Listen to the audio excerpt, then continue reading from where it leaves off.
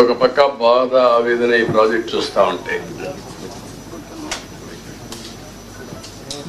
ఈ ప్రాజెక్ట్ ని ఆంధ్రప్రదేశ్ ఒక జీవనాడిగా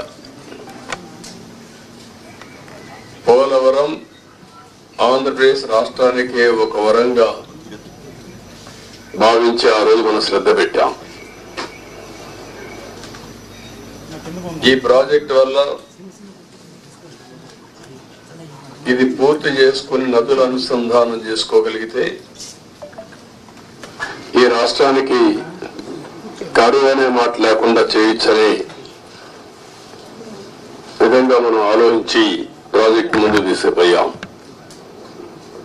ఆ రోజు కూడా చాలా దూరదృష్టితో నాకుండే అనుభవంతో ఎన్నికలైనాయి 2014లో. ఇక్కడ తెలుగుదేశం పార్టీ గెలిచింది, బీజేపీ తెలుగుదేశం పొత్తున్నాం. ఢిల్లీలో ఎన్డీఏ వచ్చింది. నేను మొట్టమొదటిసారిగా రిక్వెస్ట్ చేసింది, ఎందుకంటే నేను విజువలైజ్ చేశాను కాబట్టి 7 మండలాలు తెలంగాణలో ఉన్నాయి, కరువుకి ముంపు గురయ్యే మండలాలు. ఆ 7 మండలాలు కానీ మనకి ఇవ్వకపోతే 2 రాష్ట్రాలు జూన్ 2వ తారీఖు నోటిఫై అవుతాయి. నోటిఫై అయిన తర్వాత మళ్ళీ అసెంబ్లీకి ఆ రాష్ట్రాలు ఒప్పుకుంటే తప్ప ఇది సాధ్యం కాదు. అందుకనే పట్టుబట్టి మీరు 7 మండలాలు ఇవ్వకపోతే నేను ప్రమాణ స్వీకారం కూడా చేయను, ఇంకా పోలవరం ప్రాజెక్ట్ కాదు అనే ఉద్దేశంతో నేను పట్టుబట్టి ఫస్ట్ కేబినెట్ చరిత్రలో ఎన్డీఏ 2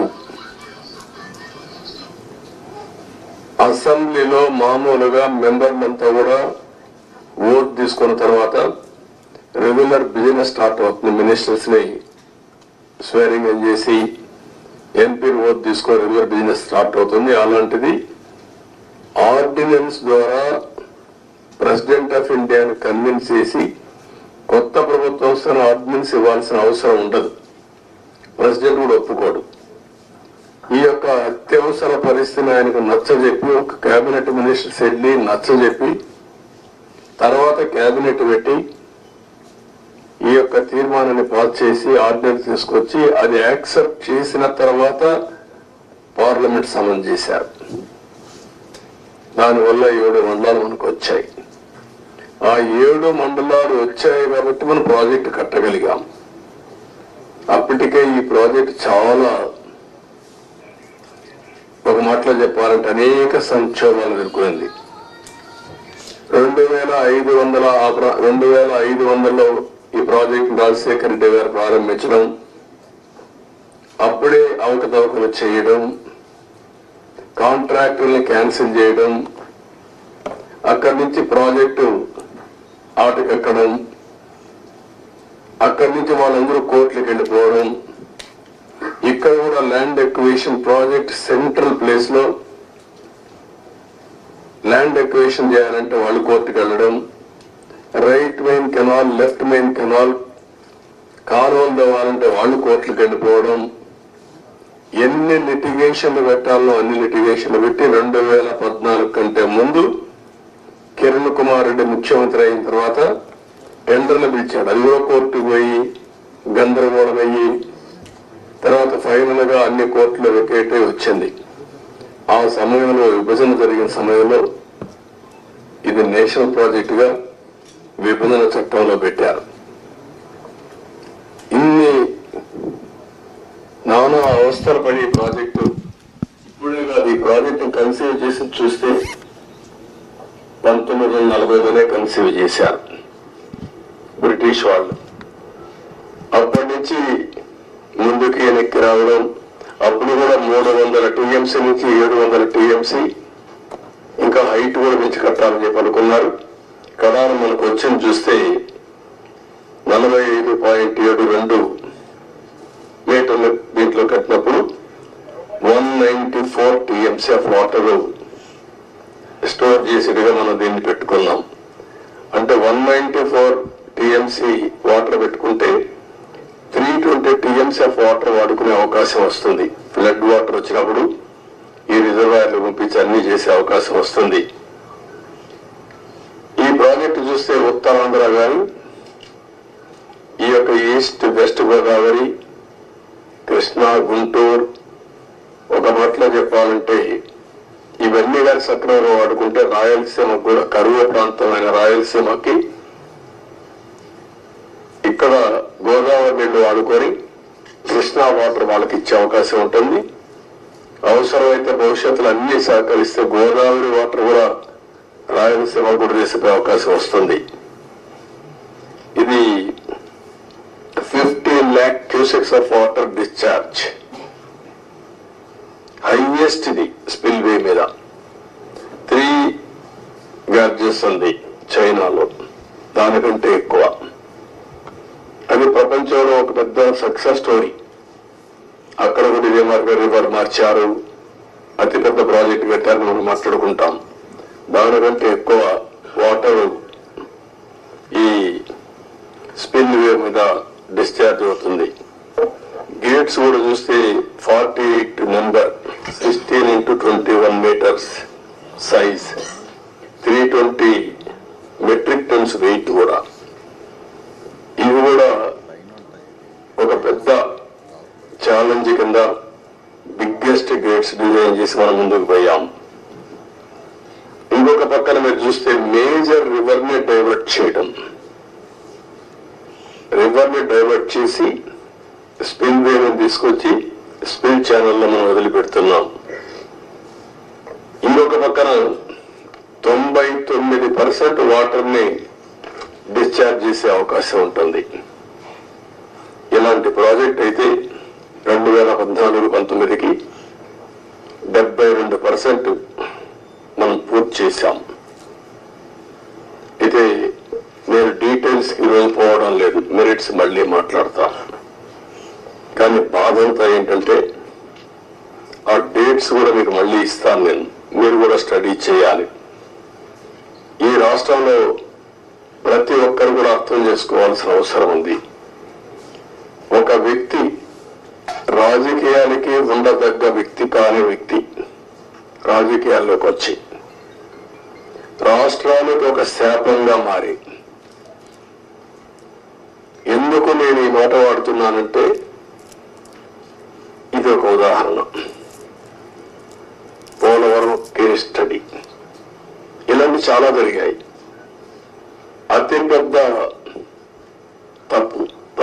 తప్పు కాదు, తప్పు కంటే కూడా ఒక శాపంగా మార్చేశారు రాష్ట్రానికి. మామూలు కాదు ఇది, క్షమించరాని నేరం కూడా. ఒక చిన్న తప్పు చేసేది అనుకుంటాం, అలాంటి పెద్ద ఇది చేసి డయాఫామ్ వాల్, ఇక్కడుండే ప్రెస్ లో మీరు చాలా మంది ఉంటారు. నేను దగ్గర 30 సార్లు వచ్చే 31సారి ఈ ప్రాజెక్ట్ కి. నా మనసంతా ఈ ప్రాజెక్ట్ మీద ఉంటుంది. అందరికంటే ఎక్కువ బాధపడే వ్యక్తిని నేనే. నా కష్టాన్ని బూడిదలో పోసిన పన్నీరుగా చేశారు. ఎందుకు ఈ మాట వాడుతున్నారంటే, పండగ రోజు కూడా నాగపూర్కి వెళ్ళి, ఇప్పుడు గట్కర్ అక్కడ ఉంటే వాళ్ళ ఇంటి దగ్గర ఉంటే పోయి ఆయనతో మాట్లాడి, అదే మాదిరిగా అప్పుడు ఉమాభారత్ మినిస్టర్ అంటే ఆవిడని కన్విన్స్ చేసి, ఎక్కడ ఎలాంటి అడ్డంకులు లేకుండా అన్ని అడ్డంకులు, ఇక్కడ కూడా ఒకసారి 2 సార్లు అయితే ల్యాండ్ ఎక్విజిషన్ వీళ్ళంతా కూడా కొంత ట్రబుల్స్ క్రియేట్ చేస్తే వాళ్ళందరినీ పిలిపించి నయానా భయానా చెప్పి వాళ్ళు కన్విన్స్ చేసి వాళ్ళకు లిబరల్ గా రీహాబిలిటేషన్ కానీ రిలీఫ్ కానీ ఇచ్చి మొత్తం చేశాం. వీళ్ళు చేసిన పని మీరు చూస్తే ప్రభుత్వం వస్తానే రివర్స్ టెండరింగ్ అన్నారు. వచ్చిన వెంటనే అదే రోజు, ఒక మాటలో చెప్పాలంటే సేమ్ డే, ఏజెన్సీని మార్చేస్తామని చెప్పి స్టేట్మెంట్ ఇచ్చారు. 4-5 రోజుల్లో ఇక్కడి నుంచి ఏజెన్సీని వైండప్ చేసి బయట పంపించారు. ఉండే స్టాఫ్ అంతా మార్చేశారు. ఆ ప్రిన్సిపల్ సెక్రటరీ, ఇంజనీరింగ్ చీఫ్ అందరినీ మార్చేశారు. అక్కడి నుంచి ఎవ్వరికి తెలియని వ్యక్తులు పెట్టేశారు. ఇక్కడ 19-20 వరదలు వచ్చాయి. వరదలు వస్తే ఎంత తీవ్రంగా వస్తే మనందరికీ తెలుసు. 2 సార్లు వరదలు వచ్చి మొత్తం మీరు చూస్తే దగ్గర డయాఫ్రమ్ వాల్ 4 చోట్ల బ్రీచ్ అయిపోయింది. 35% డ్యామేజ్ అయింది. మనం ఆ రోజు ఈ యొక్క డయాఫ్రమ్ వాల్ మీరు ఒక్కసారి చూస్తే మొత్తం 446 కోట్ల రూపాయలతో డయాఫ్రమ్ వాల్ వాటర్ ఫుటింగ్ లో అప్పుడు కూడా ప్రాబ్లమ్స్ ఉంటే 2 సీజన్లో పూర్తి చేశాం.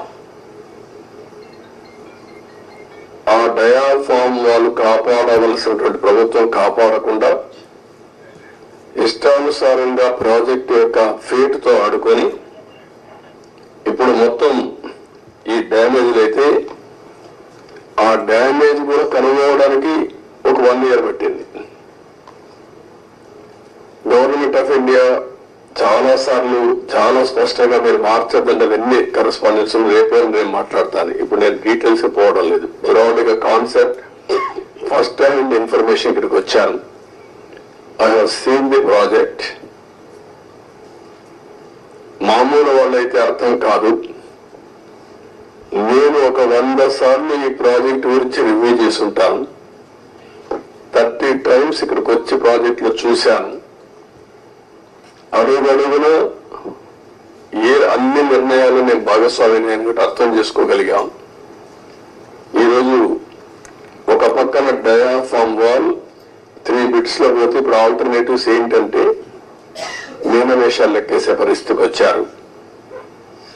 ఇందులో ఆ 2 బిట్లు కానీ ఎక్కడికక్కడ ఒక parallel D wall diaphragm wall బయటికి ఎక్కడ డ్యామేజ్ అయిందో దానికంటే ముందు ఒక ప్యారలల్ గా పెట్టి దాన్ని కవర్ చేస్తే 447 కోట్లు అవుతుంది. మామూలుగా మనం ఖర్చు పెట్టింది 446 కోట్లు. ఇప్పుడు రిపేర్ చేయడానికి 447 కోట్లు. ఓకే, మొత్తం దాని అప్పటికి కూడా గ్యారంటీ లేదు. ఈ డయాఫ్రమ్ వాల్ ఈ ప్యారల్ గా 447 కోట్లు ఖర్చు పెడితే మిగిలిన భాగం అంతా పర్ఫెక్ట్ గా ఉంది, ఇంక ఇబ్బంది లేదు అనే పరిస్థితి లేదు. కాదు, మొత్తం డయాఫ్రమ్ వాల్ ప్యారల్ గా కట్టాలంటే 990 కోట్లు. ఇది ఒక భాగం. కాఫర్ డ్యాములు పైన కాఫర్ డ్యామ్ ఉంది, కిందన కాఫర్ డ్యామ్ ఉంది. 550 కోట్ల రూపాయలతో పైన ఒక 250 కోట్లతో కిందన కాఫర్ డ్యామ్ 2 కట్టారు. ఇప్పుడు వీళ్ళు చేసిన నిర్వాహకం మధ్యలో గ్యాప్, లాస్ట్ లో గ్యాప్ ఉంటే ఆ లాస్ట్ గ్యాప్ ను ఫిలప్ చేయలేదు. రీజన్, ఆ సమయంలో ఏజెన్సీ లేరు, ఇంజనీర్లు లేరు. ఆ నీళ్లు వచ్చాయి. ఆ నీళ్లు వచ్చి మొత్తం ఆ ఉధృతంతో కింద నుండి ఇసుకుని ఎక్కడికక్కడ పైకి వేసింది. ఎక్కడికక్కడ మనం ఏమంటాము, ఇవన్నీ అగాధం, ఆ గొయ్యి కాదు, వాటర్ వచ్చినప్పుడు సుడిగుండాలు అలాంటి క్రియేట్ చేసి ఎంత లోతుకు పోవాలంత లోతుకి వెళ్ళిపోయి 20 మీటర్లు 30 మీటర్లకు వెళ్ళిపోయి ఆ మట్టి అంతా దిగేసింది. దానివల్ల గ్యాప్ 1 అది క్లోజ్ చేయాలి మనం. గ్యాప్ 1 దగ్గర మీరు ఒకసారి చూస్తే అది 250 మీటర్లు ఉండే గ్యాప్ 1 బంద్ 150 మీటర్స్ కొట్టుకొని వెళ్ళిపోయింది. దాని మీద ఇప్పుడు ఇసుకేసి కొంచెం ఫిలప్ చేశారు.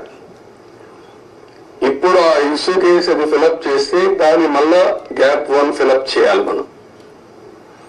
ఇప్పుడు ఇసుక తీసుకొచ్చి బయట నుంచి ఇసుక తీసుకొచ్చి అక్కడ పెట్టి మొత్తం కొట్టుకొని వెళ్ళిపోయింది. కాబట్టి ఇప్పుడు డ్రౌటింగ్ దానంతా కూడా కాంపాక్ట్ చేస్తున్నారు. ఆ ఇసుక అంతా పోసి ఇది ఎంత అవుతుందో తెలియదు.